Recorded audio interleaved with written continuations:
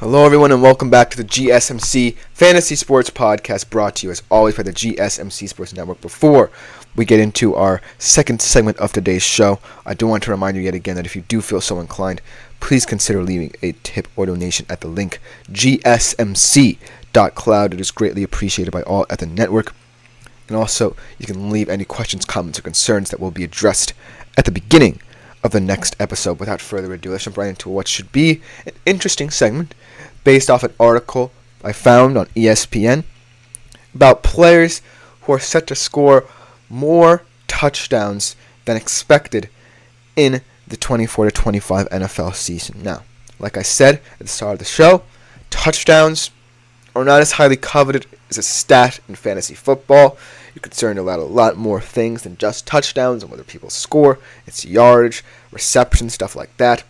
But at the end of the day, touchdowns are very highly valued in fantasy football. So you're always looking for that guy who is going to break out in that department. And these guys that I've compiled from the ESPN, looking at their stats and how they can improve, really prove the point that when all is said and done, you need either a good wide receiver or a tight end to really generate points in whatever ways they can. So without further ado, let's jump right into it. Starting off with a guy, no surprise being on this list. He's had inconsistent quarterback play and still managing to put up 1,000-yard seasons. Garrett Wilson finally gets, at the very least, a competent quarterback in Aaron Rodgers. Who knows if he's going to be serviceable enough at his age to really propel the Jets into serious contention. It could happen. I still believe in this offense. I don't think Aaron Rodgers will definitely have to do too much to get this offense up to speed, but it's definitely something that I'm going to have to monitor as the season goes on. I'm going to fully trust him. But then again, Garrett Wilson has had it much worse at the quarterback position. He's had the likes of Zach Wilson, Tim Boyle, and Trevor Siemian throw him the football, and he still has put up numbers. That being said, not very high in the touchdown department. He's projected to have 9 touchdown passes this season, even though he was limited to 7 red zone targets last year. And so I feel like Garrett Wilson is one of those wide receivers who can really help you anywhere on the field, whether it's an open space, whether it's in the red zone. Like I said, if he gets red zone targets, I really think that number will skyrocket for him, and he's going to be a very coveted fantasy player if that happens. But you just need to get him the ball in order for him to truly shine. And even when Zach Wilson, Tim Boyle, and Trevor Siemian did it, we saw what he could do. Aaron Rodgers, I feel like, opens up a lot more avenues. We're going to have to see how many avenues that is, because who knows what his deep ball looks like, who knows what his short to intermediate routes look like at the current moment. But Garrett Wilson's definitely a huge help. He's unlike any receiver that I believe Aaron Rodgers has had before. I think that Aaron Rodgers' last great receiver was Devontae Adams and that partnership. But now I feel like it's the time for Garrett Wilson's production to really get realized, for being in this team and for being a receiver that Aaron Rodgers simply cannot ignore having. And even with that inconsistent quarterback play, another intriguing stat is that he's 5th amongst wide receivers with 13 end zone targets and 122 attempts. So as you can see, that production is only set to go up. So look out for Garrett Wilson this season.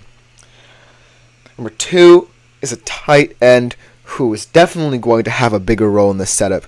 Maybe not in ways that people expect, because I think this offense is going to transition to a more shorter passing game. But Dalton Kincaid certainly is now at least the number 2 option on the Buffalo Bills.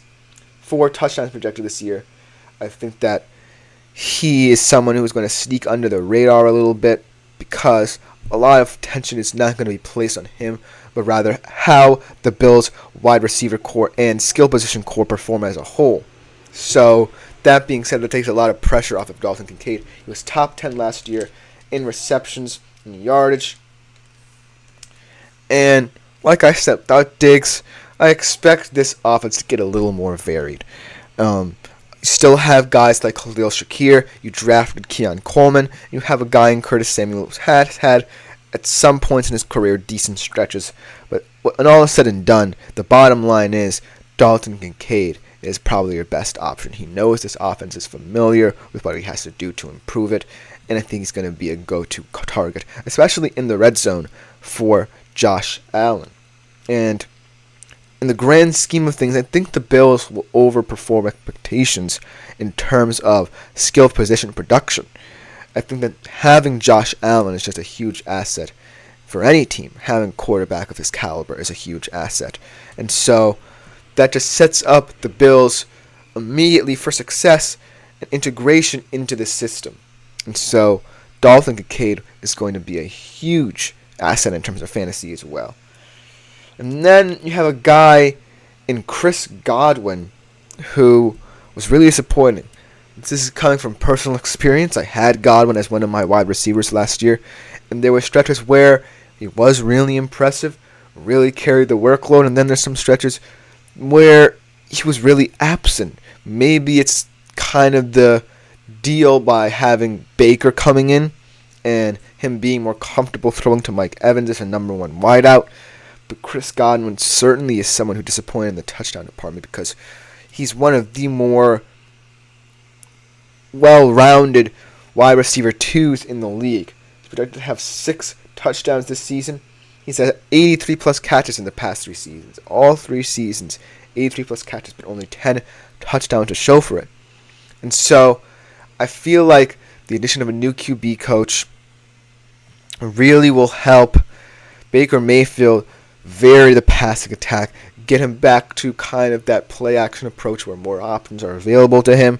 And that way, I feel like a lot more avenues will open up for the Tampa Bay Buccaneers offensively, because I think that even though Mike Evans is so reliable and you can't look past him, we'll talk about him later this week actually, I feel like Chris Godwin needs the respect he deserves. Because without Chris Godwin, you don't have a guy who can really trouble defenses. And so, at the end of the day, Chris Godwin is perhaps the guy who has the most to prove out of this list in terms of scoring. And then the last player who I wanted to highlight in this kind of segment is Zamir White. We talked about him a little bit on previous shows about how he has big shoes to fill in that Las Vegas Raiders running back room with the absence of Josh Jacobs off to Green Bay. Projected to have 6 touchdowns, and this might be wishful thinking, right? Because Zamir White is not by any means an experienced running back. First full season is perhaps the RB1 in that Raiders running room. And he really does have a lot of pressure on his shoulders because Ian O'Connell, Ball, he definitely got the experience last year as a rookie in that Las Vegas Raiders system. Antonio Pierce really seeming to like him a lot.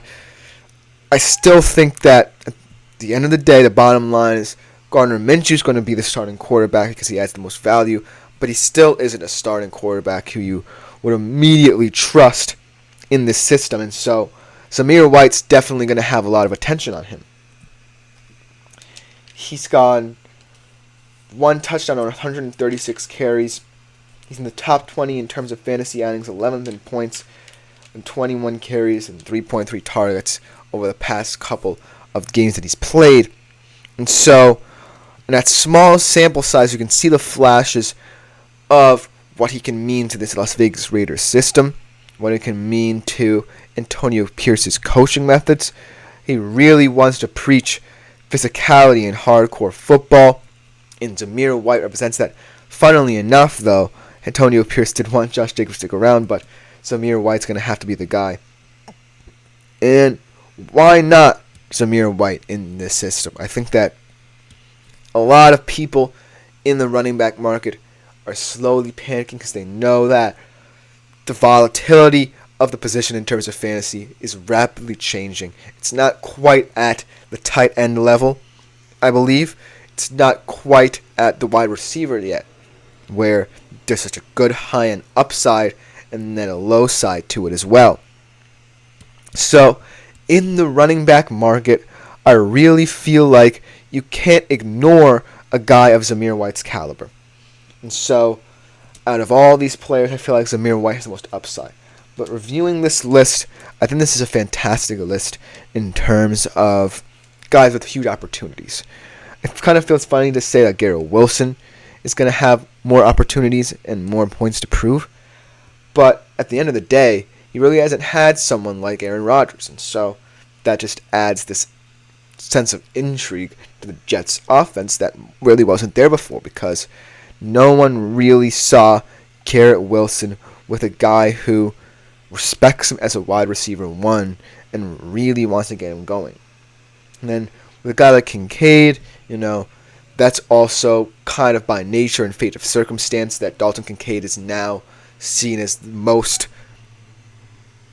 coveted option at the wide receiver position at the tight end position for the Buffalo Bills. He's perhaps going to be the best receiver. And then Godwin and White, similar situations where Godwin just had a very down year last year. And it might not have anything to do with him, but I still believe he still adds value to this Buccaneers system, and his ability to be that high-level wide receiver 2 that they need is going to have to come into play a bit more. And then last but not least, going over Zamir White, he definitely has big shoes to fill, but I think he will fill them perfectly, and he will fit in seamlessly into the system set before him. But that should just about do it for this segment. Coming next, we transition from players who have opportunities to score more touchdowns to players who are set to score less touchdowns. That is, they had such impressive seasons last year that there's no way that people believe that they can replicate it. It should be a fascinating segment, and we will be back to discuss it on the GSMC Fantasy Sports Podcast up next. Looking for your daily fix of sports